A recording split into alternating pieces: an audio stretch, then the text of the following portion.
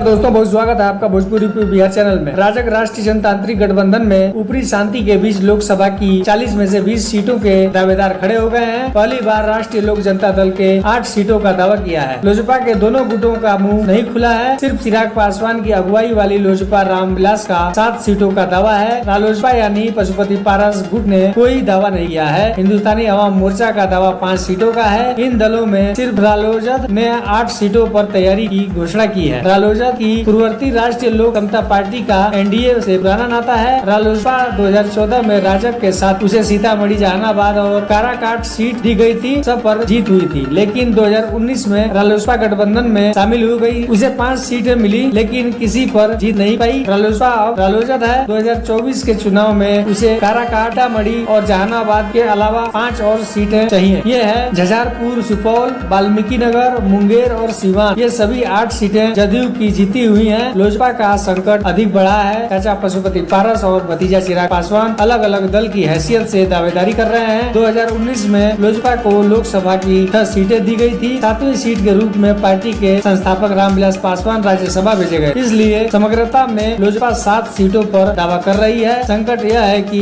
यह दावा दोनों गुटों की ओर से किया जा रहा है। उम्मीद की जा रही है कि भाजपा दोनों को मिलाकर एक मंच पर लाएगी। यह हुआ तब भी लोजपा 7 से कम पर राजी नहीं हो। हिंदुस्तानी अवाम मोर्चा के संस्थापक जीतन राम मांझी ने मन में 5 सीटों का हिसाब है, मगर वे जीत करेंगे ऐसा नहीं लगता है। हाँ, गया की सीट को लेकर वो समझौता नहीं कर सकते हैं। वहाँ से स्वयं लड़ना चाहते हैं। गया पर दावा उसी हालत में वापस हो सका है कि जब मांझी को कहीं का राज्यपाल बना दिया जाए। 2019 में यह मोर्चा महागठबंधन का हिस्सा था। तब उसे गया, औरंगाबाद और नालंदा की सीटें दी गई थी। संयोग से तीनों पर उसकी हार हुई थी। दोस्तों, वीडियो को लाइक करें, चैनल पर है तो सब्सक्राइब जरूर करें और अपनी राय कमेंट बॉक्स में जरूर दें।